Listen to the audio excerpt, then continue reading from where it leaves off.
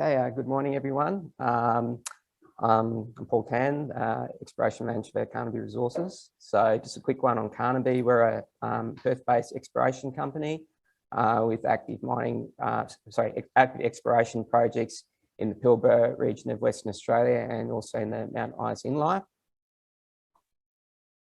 Oops. Okay, so today I'm talking about our greater Dutchess copper gold project. So this encompasses an area of 70 kilometres of ICG targets, which are centred on the town of Dutchess. This year has seen quite a lot of new exploration done at our NiD prospect, which is located here, and also at Lady Fanny and the Burken Wheel mines, which is 4 kilometres to the north of NiD. And also we've done some work down at Dutchess, at Mount Burke, which is continuing on from drilling that we did in 2020.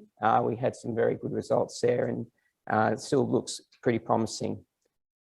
In addition to this, we've done IP surveys over NiD, Dutchess and Mount Burke, and these have identified several chargeability anomalies. Some of these have been drill tested and intersected sulfides, whilst there's a few which remain to be which haven't been tested yet. So just a quick one on NiD, Lady Fanny and Burken Wheel. So these were areas which were mined in the early 1900s and from 1966 to 1974. So a recorded production of about 7,500 tonnes at 8.7% copper. And we've got several pits in the area, Lady Maria, Central Workings, NiD, and Lady Fanny, which is shown in the photo below. This main pit is mined to a depth of 13 metres. We also did a fair amount of mullock stockpile sampling, so there's quite a few old stockpiles in the area. They averaged 1.7% copper and 0.6 grams per tonne of gold. So just looking at the NiD, Lady Fanny, they're both situated in the Argilla formation of the Mary Kathleen domain. The alterations seen there and the mineralisation is typical of ICG deposits seen in the Cloncurry area. NiD deposit is hosted by biotite schist. This has got a bounding hanging wall felsic porphyry and quartzite. Before we go into the biotite schist, the Lady Fanny mineralisation so far looks to be wholly hosted by biotite schist. So there's three key orientations. The NiD is on a northeast striking structure. It's dipping moderately to the southeast. Lady Maria and Central Workings striking northwest and steeply dipping to the southwest. And the Lady Fanny and Burken Wheel deposits are on subvertical shears with local splays. The main thing to note is the NiD deposit has a pipe-like geometry. It's quite thick, it's 40 metres in true width, and a known down plunge extent of, at this stage, 300 metres.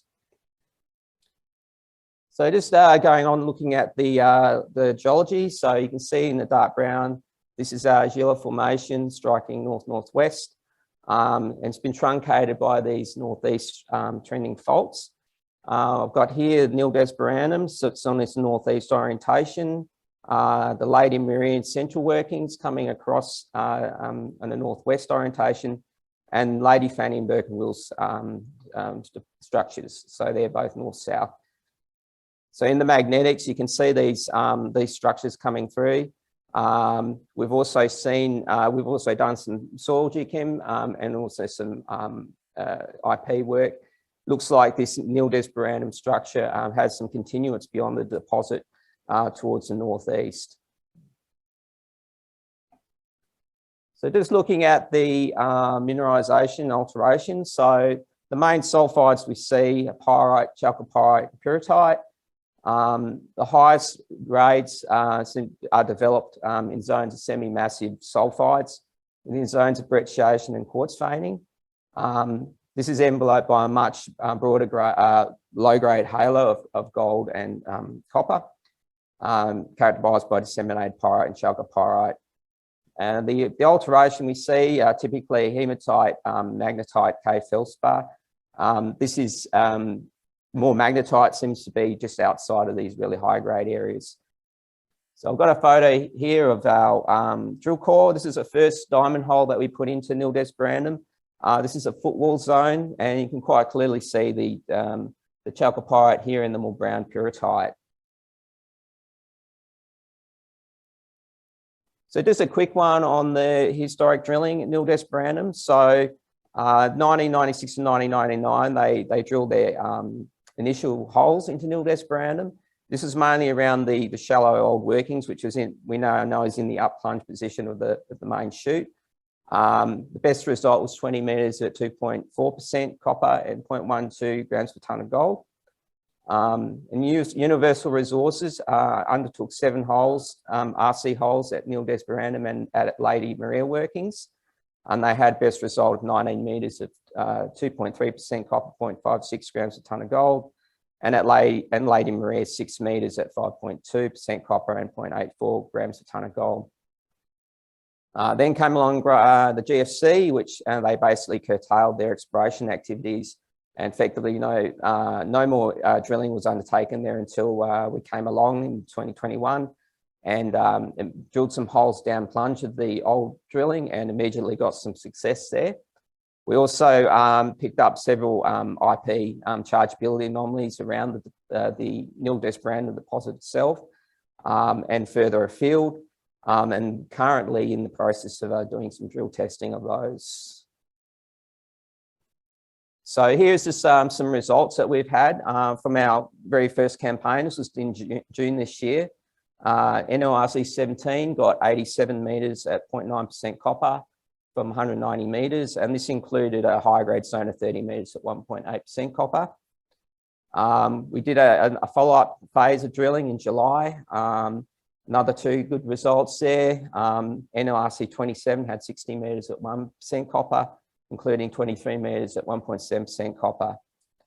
And NORC 29, this was a fairly good hole because we drilled this one just west of the old historic drilling, so sort of in an up dip position close to the top of the plunge of the deposit. We got 61 metres at 0.6 and including 9 metres at 9% copper, which had a lot of chalcopyrite in it. So within this ore chute, when we look at the drill cross sections, which I'm going to go to next, you can see 2 clear zones, a high grade hanging wall and a high grade footwall zone within that ore chute. So just before I go into the sections, this is just a plan view of the drilling showing the 2 phases that we undertook there. The white is the first phase, black is the second phase. Effectively, I've also got here some of the IP chargeability anomalies from our IP survey. This one we actually drill tested previously in our first campaign. We intersected 10 metres at 0.4, and this was in a down dip position of the structure. So northeast striking, but southeast dipping. The overall plunge of the main ore chute is plunging roughly south-southwest down to the bottom of the page here. So this IP chargeability anomaly, NLIP4, that's actually hasn't been drill tested yet. We've been sort of working our way towards it. And this time around, we actually have a whole plan to intersect that. So pretty exciting. We're really pumped about this project right now. These are the 3 of the cross sections stepping down through the Nildesbrandum deposit. So this one on the left here is at a sort of more of a zoomed in scale. So it looks bigger, but actually in fact it's probably about the same size. As we step down to the south, you can see these 2 zones, a high grade hanging wall and a high grade footwall zone, and completely open down plunge. So we're pretty interested to see what the next deep hole gives us there. So just looking at our current program. So I've got the soil copper anomaly here, so plus 200 ppm, and you can see the the Lady Maria central workings trend showing up quite clearly just from the soil sampling. And these are the old workings. So there's a line of pits running along here and some old underground workings. The green dots here are our current drill holes. So we have a drill hole planned on the IP anomaly down plunge, one out to the west, which you call NLIP3, which is also prep ready to go. A few infill holes, and plus this is a really interesting area which we want to have a look at. So it's basically the intersection of two structures where the Lady Maria trend meets the Nildisbrandum fault structure. A little view of it in 3D. So again, the chargeability anomaly, and I've just put a couple of dashed lines just to show you the plunge. So the overall structure here, down in this lower part here, hasn't been drill tested. We've been mainly focusing on chasing the known breccia pipe down. So at this stage, we have 27 holes planned for 4,000 meters of RC, and plus there's some diamond tails in that 4,000 meters.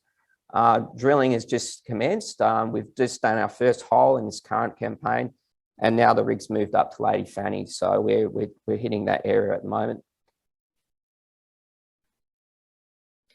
So just looking at the greater outside area of Nildisbrandum and ICG potential in the area. So we did a soil sampling campaign up through here. We trialled a method that we use in WA quite a lot, which is ultrafine. That actually picked up coincident gold and copper fairly well. This area is obviously of key interest because the top of the Nildisbrandum deposit sort of comes up in the main plunge where all the shallow old workings are, but the structure appears to be continuing along. This is supported by the geophysics, the geochemistry, and interestingly, we also have an IP target up here as well. So there's a drill hole planned for that in the current program. So pretty exciting. And obviously, yeah, we're really keen to see the results of that drill hole. So I'll just talk now about Lady Fanny and Burken Wheel. So we've got Nildisbrandum here to the south, located 4 kilometres to the north. We've got these north-south striking structures. Lady Fanny, which is it was tied up within these relinquished MLs, which we weren't able to go in and explore. We've recently had those brought back into our EPM, CPM 14366. And the minute we got that approval through, we started doing drill hole planning and preparation works to start drilling. And last night they commenced drilling there, so it's quite exciting. And out to the west, we've got the Burken Wheel, so it's about half a K away. That's also a really interesting area, quite a high grade deposit in its day. But basically some very old World War I era workings there and some underground workings. So go to the next slide. This is a bit more of a zoomed in view of Lady Fanny and the Burken Wheels.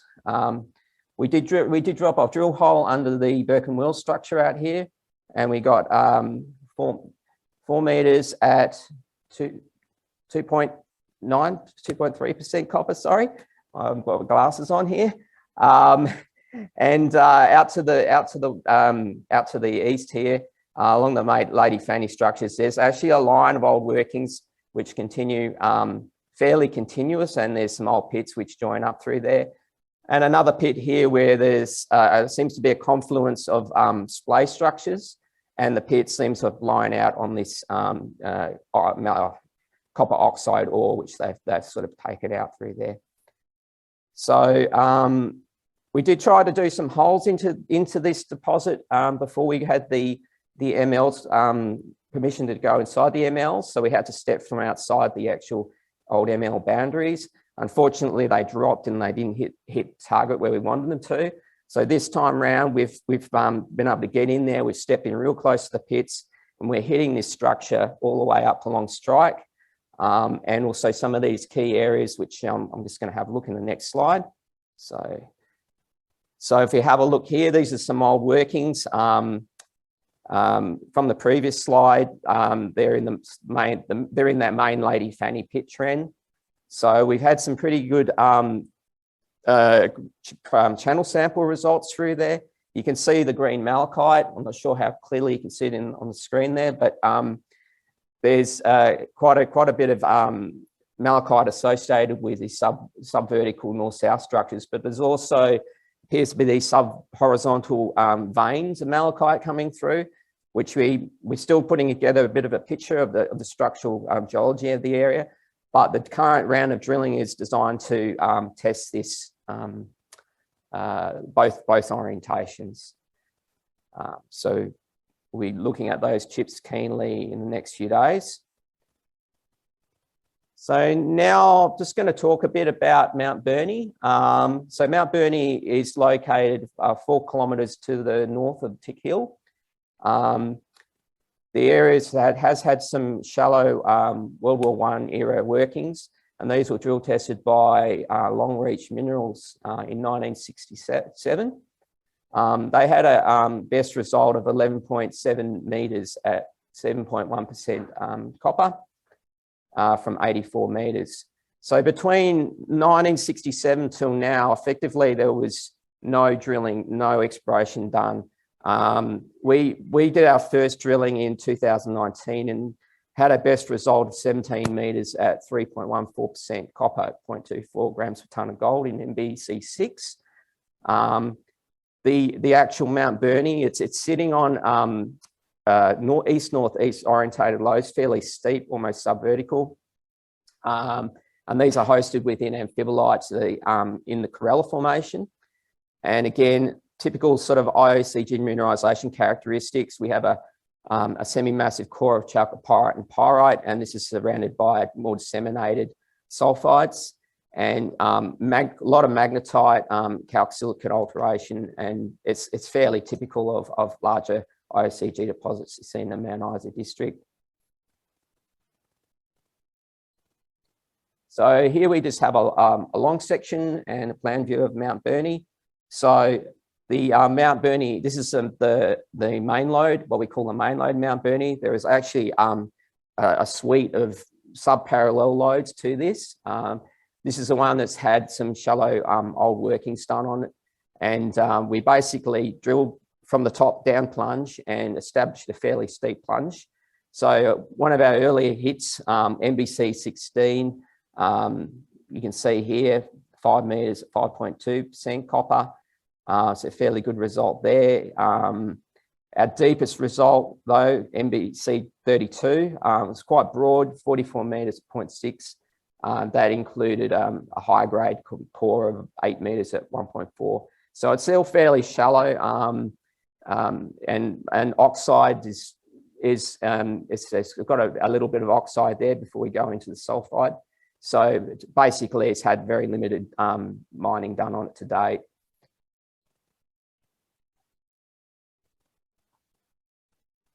So just looking at sort of more exploration potential beyond the Mount Burnie old workings.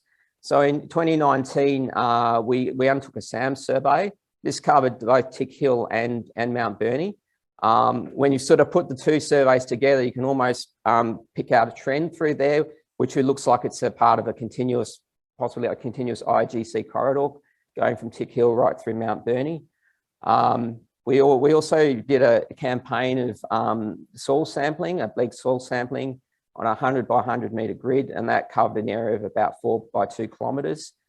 The results of the soil sampling showed a fairly coherent gold copper anomaly footprint over the Mount Burnie old workings.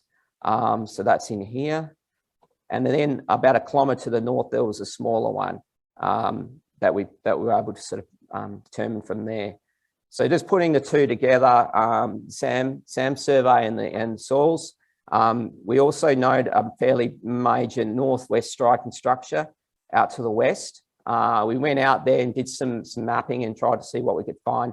Whole areas under alluvial cover, but we did find where the drainage cut through to the basement, and there was a bit of a quartz flow sticking out there. We took a sample and got 2 metres at 0.13 grams per tonne of gold and 1,055 ppm of copper. So some smoke there, and we drilled a hole just to have a bit of a look, and we intersected a shear zone with laminated pyrite and chalcopyrite in quartz veining, and had a result not super high, but still pretty encouraging, 1 meter at 0.13% copper. So this area out to the west is obviously an area we would like to come back and have another look at some stage, as well as the other targets at Mount Burnie. So I'll just talk now about Dutchess. So obviously that's where we're staying at the moment. That's our base for all our exploration. We're staying at the pub, which is nice. And yeah, so Dutchess deposit was mined from 1900 to 1940, produced 205,000 tonnes at 12.5% copper. There was some drilling done on the Dutchess deposit by Burke, 2006, and they intersected to 3 meters at 1.7% copper. Immediately to the west, we've got Ivanhoe Lode. There was some drilling done on 50 meter space centres along that, with some results which were fairly good, 12 meters at 2% copper and 7 meters 0.3. And then at McGregor and Pericles, they had some limited drilling, but they intersected 11 meters, 2.7% copper. So this area still has a fair bit of potential.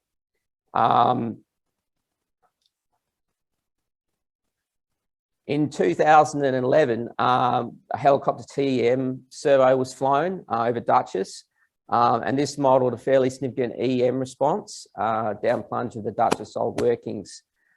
So we wanted to basically have a look at that, and that as part of our eyepiece work that we were doing in Nildes Brown and Mount Burnie, we also did a survey over the Dutchess old workings, and the pole dipole IP did pick out a chargeability anomaly down deep below the Dutchess old workings, and we actually had a drill hole plan to test that. It was part of the 2020 CEI application, and it hasn't been drilled yet. We really are looking forward to doing that hole. So that's another really positive that we have for the whole Greater Dutchess project. So just wrap up in summary. So the initial drilling by Carnaby Resources at Greater Dutchess project has intersected broad zones of copper gold mineralisation at Nildes Brown, and follow-up drilling has confirmed the fairly thick continuous breccia zone, 40 metres true width, going from the surface down 300 metres down plunge. Government approval to recommence activities has been given in the old relinquished MLs at Lady Fanny. And so this is going to allow us a rapid definition of a potential new copper gold resource at Lady Fanny. And RC drilling is currently underway there. And a high-grade ore shoot, it still remains open at Mount Burnie old workings. And we've seen now that the Mount Burnie deposit forms part of a much larger ICG corridor, which is supported by coincident copper gold soil bleg anomalies, and also by the SAM survey that we've done. And finally, significant EM and IP anomaly exists down plunge of the Dutchess old workings and remains untested. And we currently have one hole designed to test this. Thank you very much.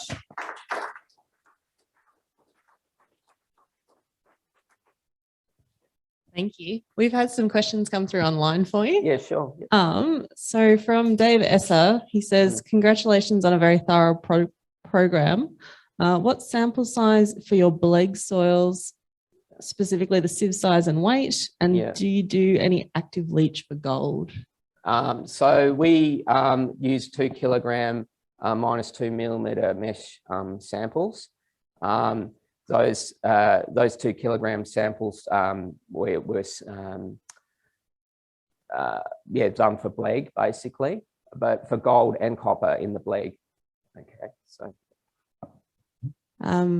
just checking the floor for any questions because we've got some more online. So Mark Arundel is interested in how you decide between IP and EM for your surveys. Yeah, so that's an interesting one too.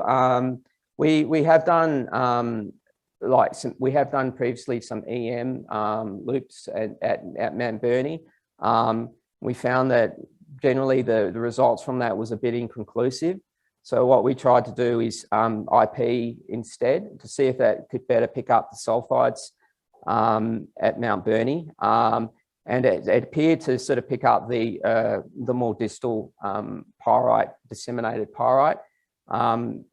At nil desperandum, though, it does seem to have worked like that NLIP for IP target, which we drilled, and we got that 10-meter intercept in there.